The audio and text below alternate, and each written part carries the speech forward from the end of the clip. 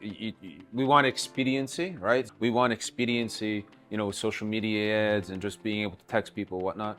But a lot of the deeper learnings, they take more time. It's hard to do with expediency, and you want to know who you're doing business with and who you're building a relationship with. You're not going to go marry someone that you probably never met unless you're on one of those TV shows, right? So, same type of thing going on here, right? But with franchisors, and I think Doc brought it up earlier. Doc's our chairman of Markery. You want to bring in the right people. So there's that impulsivity that you want to close the deal right away, right? So that you're building the brand. Because there's two ways to build the brand. It's unit economics, so to make franchisees more profitable, and there's adding more units and more franchisees. But if you bring in the wrong franchisee, and even with Markery, if we bring in the wrong affiliate, wrong broker, wrong brand, etc., it's going to create more problems in the long term. So I believe heavily in this concept of the long, short way. So putting in the upfront work, doing everything up front. So for example, we were speaking with Rebecca Monet from Zoracle, and we're saying how you really need to figure out the right persona for a specific brand. And let's say the brand's in senior care. You could have 3 different personas for 3 different senior care brands, depending on the maturity stage. So if one's a brand new senior care brand, one's emerging, and one, is, let's say, more mature, there could be 3 different personas. So going back to the franchisor, like what are they really, doing here? I think one, it's working with other franchisors that are non-competitive but are collaborative, and they could share best practices so they're not making the same mistakes over and over. But really figuring out the right fit, like who's my ideal candidate? Because now if you're going to go back to ad spend, if you really know that your best franchisees are, from, let's say, one specific company where they're laying off a lot of great people, you just got to have a few thousand people in your target audience, and you're going to save thousands and thousands of dollars. Your ads are going to be more on point. You're speaking their messaging, so you're saving a lot of money and time and effort, and your messaging is much more authentic. And again, you're building a relationship. So if you come off as unauthentic, if you come off as lazy, you're just doing generic messaging, it's a really bad first impression. You're attracting the wrong people, and you're going to have more problems later. So let's get things straight up front, and I think that's what these types of events do, and help people figure out their strategy first. Strategy, in my opinion, dictates tactics. So once you have that firm strategy, then you'll be much cleaner in your execution of the tactics.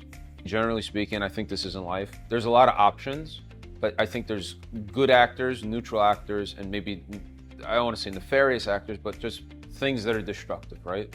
So I think the challenge is finding who those good actors are and trying to have a collaboration with them. So instead of having things siloed, like we even had a conversation with a conglomerate brand, they have over 20 brands.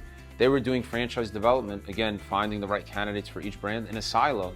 It was a lot more powerful when they pooled all their resources and said, hey, if I'm not a great fit at this brand, again, same parent company, let's try to make it fit and see if it's a good fit at this company. But they were wasting resources, right? Because they would say, oh, it's not a good fit at this company, we're done. That's not doing a service for the brand, for the marketing efforts and the sales efforts to acquire that candidate in the first place.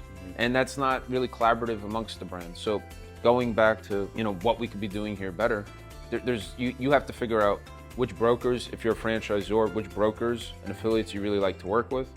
If you're a broker affiliate with franchisors, you feel comfortable with. So for senior care, you just can't meet all the senior care brands. Which 2 or 3 meet with your values and ethics? They're at a similar growth stage. You would resonate with them, with the candidates that are coming in there. Do you have experience in a similar brand? So you have to find the right grouping that works for you. Even for lead generation, there's a lot of options, right? But what's the right fit for you?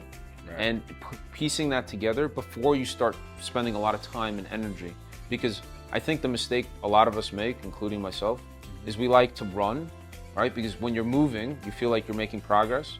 But if you're running in the wrong direction, that's a problem, and that's worse than staying still, because you're expending blood, energy, sweat, and tears, and you're running quick in the wrong place. So it's very important to take a step back, pause, figure out that grouping that works best for you and what you're trying to accomplish, and then move in the right direction. It doesn't have to be running, it could be, baby steps, but at least you're working towards the right direction. And then the last thing I would say, and my boxing coach says this all the time, if you're not failing, you're not trying, right?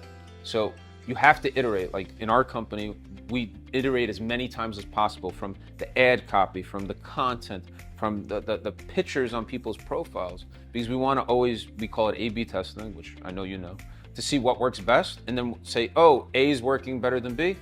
That's great. Now let's create a C and see how that goes. And if C is performing, now we're going to create a D. We're constantly iterating, because we could constantly improve upon what we're doing. So the last thing I would say is, once you have that grouping and you're walking or hopefully jogging and then maybe sprinting in the right direction, you still have to constantly iterate, especially in the digital environment where we live in, where, you know, AI, and I know everyone says that, but there's going to be another thing that's AI in the future. We don't know what it is, but there'll be other things. But if you're not adapting and you're iterating and always pushing the limits, you're not trying. And during that process, you will fail and make mistakes. But if you learn from those mistakes and know what not to do and what actually worked, you're going to improve. So you have to not have that fear of failing, and you have to be confident in your ability to say, hey, I'm going to fail, I'm going to make a lot of mistakes, but I'm going to learn through the process. And you know what? My process is going to be better than it was a month ago.